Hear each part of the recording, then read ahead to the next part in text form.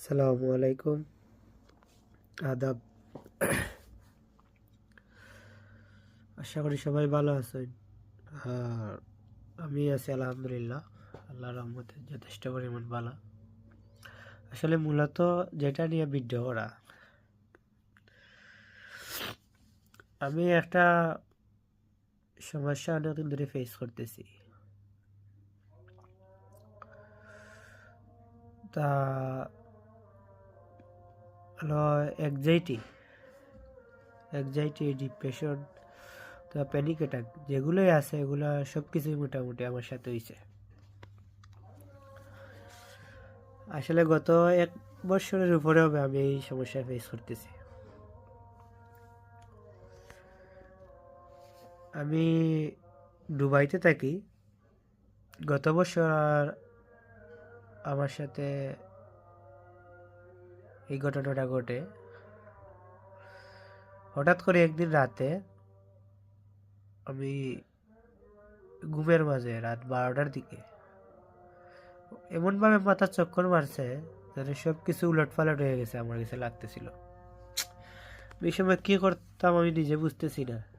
আমি কিছু আমার হাতের কাছে পাই নাই, কিছু যে আমি বড় করে দাঁড়াতে পারবো এমন অবস্থা নাই। পরে কোনো রকম আমি হাতে দেওয়ালের মাঝে পর করে করে উঠছি, কিন্তু মাথাটা যেদিকে দিয়ে এদিকে মনে হয় আমি মাথাটা চক্কর দিয়ে পড়ে যাবে এরকম অবস্থা। মানে কোনোভাবে 1 সেকেন্ডের জন্য মাথা আমি দাঁড়াইতে পারিনি, এরকম অবস্থা। কোনো রকম আমি এখান থেকে দাঁড়াইয়া আমি গিয়ে বাইরে সুবাতে বসছি। এরপর থেকে অনেক সময় আমার মাথা মানে কোনো কিছুতে আমি করতে পারিনি, বালিশে লাগে মাথাটা চক্কর মাইরা কইরা পড়ে যাবে এরকম অবস্থা। এরপরে আমি এটা না পারতে পারতে এমনি এমনি প্রথমে বোঝা যায় নাই, ধীরে ধীরে আমার ঘুম কম শুরু হইলো। পরবর্তীতে মাস 1.5 মাস 2 মাস পরে এটা ধীরে ধীরে ধীরে ধীরে দেখি আস্তে আস্তে বাড়তে আছে। আগে যে স্বাভাবিকভাবে টেনশনগুলো নিতাম, এগুলো আর নেওয়া যায় না। অল্প কিছু টেনশন করলেই মাথার মাঝে আইসা যেমন লাগে বোঝার মতো বইতে আছে, পুরা মাথা বাড়ি যেতে আছে, ব্যথা হরতে আছে। হালকা কিছু টেনশন নিলেই মাথায় দুটো সাইডে সাইডের দিক দিয়ে খালি এইরকমভাবে ফটফট ফটফট করে পুরা মাথা বাড়ি হয়ে যায়। এর মাঝে ঘুম নাই, 3টা 4টা পর্যন্ত সারা রাত সজাগ। দেখা গেছে ফজরের পরে হালকা একটু ঘুমাইলে আবার 6টা 7টার দিকে আবার ঘুম ভেঙে যায়, মানে ঘুম নাই বিলকুল, এরকম অবস্থা। এরকম করতে করতে লাস্ট পর্যায়ে আমি বাংলাদেশে গেছি। বাংলাদেশে যাওয়ার পরে গিয়ে আমি এরকম একটা ডক্টর দেখাইছি, আমাদের এখানকার সাইকোলজি। দেখানোর পরে ওষুধ দিছে, ঘুমের ওষুধ আরও এগুলা যেগুলো ওষুধ দেয় দিছে। এগুলা খাইছি, মোটামুটি একটু দেখা গেছে না, একটু ধীরে স্থিরে মানে চলাফেরা আগের মতো একটু ধীরে ধীরে করতে পারতেছি। ওষুধটা বন্ধ হইলেই আবার সমস্যা। এগুলা চলতে আছে। আর দেখা গেছে এরপরে আবার আমি দেশে আসিলাম 3-4 মাস, তারপরে ওষুধে খাইলাম। খাওয়ার পরে কিছু ওষুধ দিয়েছি 4 মাসের মতন, এটা দেশে খাইছি, মোটামুটিভাবে চলছি। ওষুধ শেষ হয়েছে, আবার অস্থিরতা শুরু হয়েছে।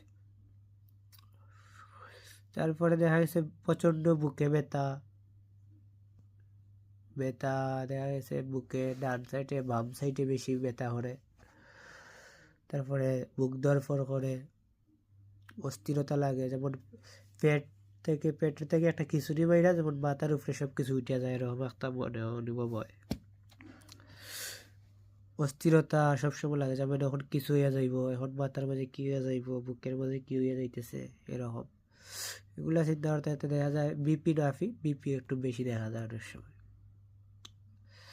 বিপিও মানে মাঝে মাঝে একটু বাড়তো। তো এটা কইরা অনেক সময় দাঁড়িয়ে এই জিনিস নিয়ে ফেস করতে আসছি। একদিন এরকম ইউটিউবের মাঝে একটা সন্ধান পাইলাম, মিলনদার একটা সন্ধান পাওয়ার পরে আমি ওনার সাথে সব কিছু দিয়ে আসলে চেষ্টা করছি যে ওনার সাথে যে কীভাবে যোগাযোগ করা যায়। উনি আসলে কাউন্সিলিংয়ের মাধ্যমে অনেক মানুষই রিকভারির গল্প শুনছি আমি ওনার কাছ থেকে। শোনার পরে দেখা গেছে বহুত মানুষ এখান থেকে আসলে ওনার পরামর্শ অথবা উনি যেভাবে গাইডলাইন দিতেছে ওনার মানুষ এখান থেকে রিকভারি হইতেছে। ওনার কথা অনুযায়ী চললে আসলে অনেক কিছু থেকে সেভ। যাদের আসলে তীব্রতা বেশি আছে, বিষণ্ণতা বেশি, এটা আমি বুঝি যে কোনো একটা ডক্টর দেখানো ভালো, কারণ সব মানুষই সব কিছু ধৈর্য ধরতে পারে না। আর এটা বেশি তীব্রতায় গেলে একটা ডক্টর দেখানোই সবচেয়ে বেটার, কারণ এটা খুবই মানে কি বিরক্তকর একটা জিনিস। এটা যার হইতেছে এ জানে একমাত্র। এটা এমন এক পর্যায়ের সমস্যা, যার এই সমস্যা হইতেছে একমাত্র বলতে পারবে এটা আসলে কি পরিমাণের কষ্টদায়ক একটা জিনিস। কোনোভাবে ভালো থাকতে দেয় না, মানসিকভাবে অশান্তি, শারীরিকভাবেও যেমন অশান্তি লাগে তাকে, কিন্তু কিছু ভালো থাকে না। তবে শারীরিকভাবে সবসময় লাগে এইটা হইছে কোনো কিছু নিয়ে ভাবলে চিন্তা বেশি হয়, মানে সব কিছু এভরিথিং যেটা আছে। রাস্তায় পরে দিয়ে গাইডলাইন নিলাম, ধীরে ধীরে সব কিছু বুঝাইয়া কইল এমনি এমনি চলো, এই করো সেই করো, যেটা যেটা রুটিন দিছিল ঠিক মতো চলতে আসি। আর সবচেয়ে বড় কথা হইলো এটা নিজের উপরে নিজের কনফিডেন্স রাখতে হইব। কারণ দেখা গেছে আপনার এই সমস্যা হইতেছে ঠিক আছে, যে সময় আসলে একটু কষ্ট হয় যে এটা আমি কীভাবে কন্ট্রোল করবো, অথবা আসলে এটা খুবই বিরক্তকর একটা বিষয়। আসলে নিজে থেকে নিজেটা কন্ট্রোল করতে শিখতে হইব ভাই, কারণ কেউ এটা হেল্প করতে নাই। সব মানুষে দেখতে আছে আপনি বালা, ফ্যামিলির লোকে দেখতে আছে বালা, পাড়া প্রতিবেশীর লোকে দেখতে আছে বালা, আত্মীয় স্বজনও দেখতে আছে বালা। আপনি যেমন আপনার এই সমস্যাগুলো গিয়ে বলতেছে কেউ বিশ্বাস করতেছে না, আর আপনার চেহারা দিকে কেউ বুঝে না যে এটা হয়তো ভালোই, কী সমস্যা। উদাহরণ জিজ্ঞাসা করলে বলতেছে তুমি এটা টেনশন করো কিনে, আমি তো ইচ্ছাগতভাবে এটা করতেছি না, এটা তো অটোমেটিকলি আমার এই সমস্যাগুলো দিতে আছে। সাধারণ সমস্যা লইয়া, সাধারণ একটা কিছু লইয়া ভাবলে এটা তীব্রতা বেশি বাড়িয়া সমস্যা করে, এটা তো মানুষে বুঝতেছে না। আমি যেটা আগে কত বড় বড় জিনিস নিয়ে ভাবছি, কোনো সমস্যা হয়েছে না, আমি ঠিক মতো ভাবছি, ঠিক মতো খাইছি, ঘুমাইছি, টাইম টু টাইম ঘুমাইয়া পড়ছে, বাস কাজেও গেছি। তবে এটা হালকা একটা জিনিস নিয়ে ভাবলে তো অনেক কিছু এখন বর্তমানে লাগে। তাইলে এগুলা জিনিস যেটা আসে মাথায় আসতে তো বাস খালাস, এটার মতো এটা চলক না, আর চলতে দেও বাস। আর আসলেও আসতে থাকুক বাস, এটার মধ্যে ফোকাস না দেওয়াই ভালো, নিজের গতিতে নিজে চলাটাই সবচেয়ে বেটার। সবসময় নেগেটিভ মাইন্ডে সব কিছু আসে, এটা আর বড় না, মানে পজিটিভলি কোনো কিছু আইতো না, সব নেগেটিভ আসবো, এটাই মেইন সমস্যা। আগে যেভাবে পজিটিভ নেগেটিভ আসলে সমস্যা নাই, পজিটিভ আইলে তো আরও ভালো, এখন সব কিছুতেই নেগেটিভ মাইন্ড থাকে, এই সমস্যা যারা আছে। হ্যাঁ, সবাই খুশিবাসি থাকবা, খেলাধুলা থাকবা, মন সবসময় ফুর্তিতে রাখবা, আর বিশেষ করে মোবাইল থেকে বেশি বিরত রাখবা।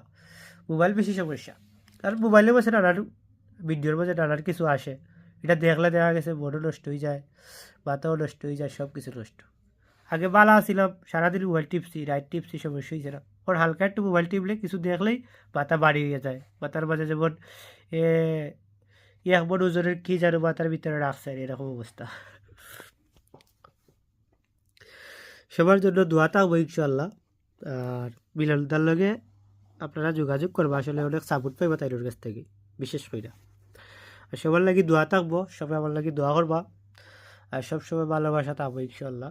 আর সবাই মিলেমিশে সবসময় থাকবা, কেউর বিয়েতে কোনো অভিযোগ নাই, সুন্দরভাবে চলাফেরা করবা, সবটা লইয়া চলাফেরা করবা, তাইলে এখান থেকে দেখা গেছে খুবই দ্রুত বাড়িতে পারবা। আর বেশি বিষণ্ণতা তাহলে বিশেষ করে একটা ডক্টর দেখাইবা, ভালো ডক্টর, সাইকোলজি সবচেয়ে বেটার হইব, এটা বেশি তীব্রতা হয়। আমিও ঔষধ খাইছি, বর্তমানে আমার ঔষধ বন্ধ, আল্লাহর রহমতে। নিজের শরীরের যত্ন নিবেন, বিশেষ করে সবসময় ভালো থাকবা, সবার প্রতি দোয়া রইল ইনশাল্লাহ। আসসালামু আলাইকুম।